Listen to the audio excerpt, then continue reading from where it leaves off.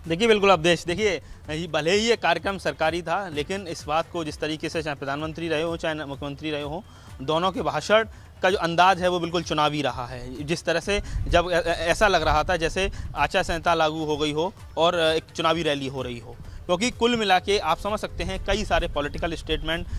जिसमें डायरेक्ट तौर पर एक सरकारी कार्यक्रम है जिसमें 2 बड़ी योजनाओं का शिलान्यास है, एक की प्रगति समीक्षा है, तो उससे ज़्यादा कहीं ना कहीं ये दिखाने की कोशिश की गई कि किस तरीके से उनकी सरकार बेहतर है कानून व्यवस्था के मोर्चे पर, विकास के मोर्चे पर। डबल इंजन की सरकार कहा उन्होंने, कहा पिछले बार की जो सरकारें हैं वो रोड़े अटकाया करती थी, कई सारी जो फाइलें होती थी उनको लिए लगातार केंद्र सरकार को चिट्ठी लिखा करना पड़ती थी, तो कहीं ना कहीं उन्होंने इसके लिए जो पूर्ववर्ती अखिलेश सरकार है उस पर निशाना साधा। इसके साथ ही कहा कि जो माफिया राज है, जो गुंडा तत्व के लोग हैं, वो कहीं ना कहीं सलाखों के पीछे हैं या डट के भाग खड़े हुए हैं, और इसके लिए उन्होंने कहीं ना कहीं मुख्यमंत्री योगी आदित्यनाथ को धन्यवाद दिया। उन्होंने कहा कि मुख्यमंत्री तेजस्वी, तपस्वी, कर्मठ, ये शब्द कहीं ना कहीं प्रधानमंत्री ने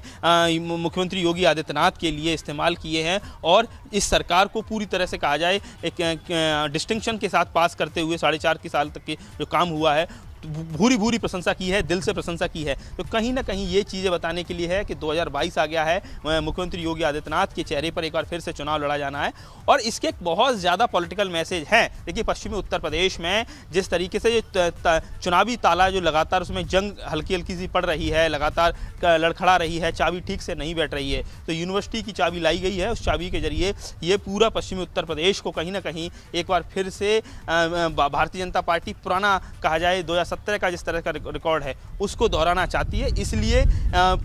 जाट राजा महेंद्र प्रताप सिंह के नाम पर यूनिवर्सिटी बनाई है। इसको लेकर हमने जब चरत प्रताप सिंह, उनके ग्रेट ग्रैंडसन है, उनसे बात की तो उनका कहना है कि बिल्कुल जाट कम्युनिटी के बड़े राजा थे, और कहीं ना कहीं राजा से ज़्यादा वो एक फ्रीडम फाइटर रहे हैं, एक बहुत अच्छे एजुकेशनिस्ट रहे हैं, तो इसके लिए परिवार खुश है। लेकिन जो तमाम चर्चाएं ये भी थी कि अगर राजा महेंद्र प्रताप सिंह के नाम पर अगर आप